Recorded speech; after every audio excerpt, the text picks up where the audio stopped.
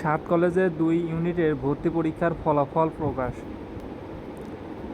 ঢাকা বিশ্ববিদ্যালয়ের ঢাবি অধিভুক্ত 7 কলেজের কলা ও সামাজিক বিজ্ঞান এবং বাণিজ্য ইউনিটের ভর্তি পরীক্ষার ফলাফল প্রকাশ করা হয়েছে। মঙ্গলবার 14 মে ভর্তি সংক্রান্ত ওয়েবসাইটে এ ফলাফল প্রকাশ করা হয়েছে। ভর্তি ইচ্ছুকরা নিজেদের রোল নম্বর 7 কলেজের ভর্তি সংক্রান্ত ওয়েবসাইট থেকে দেখতে পারবেন।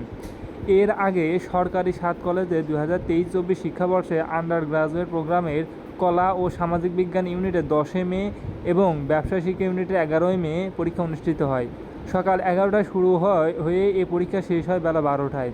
চলতি বছর ইউনিটে আরও প্রতি আসনের বিপরীতে লড়বেন মাত্র 3 জন ভর্তি ইচ্ছুক। বিশ্ববিদ্যালয় ভর্তি কমিটির তথ্য বলেছে, এবছর ব্যবসায় শিক্ষা ইউনিটে 4,892টি আসনের বিপরীতে আবেদন জমা পড়েছে 16,950টি। সেই হিসেবে প্রতি আসনের জন্য লড়বেন প্রায় 3 জন ভর্তি ইচ্ছুক। পরীক্ষা নির্ধারিত সময় থাকবে 1 ঘন্টা। ভর্তি পরীক্ষায় 5 নম্বর 40, অর্থাৎ 40-এর কম নম্বর পেলে তাকে ভর্তির জন্য যোগ্য বলে বিবেচিত করা হবে না, তবে ভুল উত্তরের জন্য কোনো নম্বর কাটা যাবে না। এছাড়াও এবার কলা ও সামাজিক বিজ্ঞান ইউনিটের 9,979টি আসনের বিপরীতে আবেদন জমা পড়েছে 23,789টি।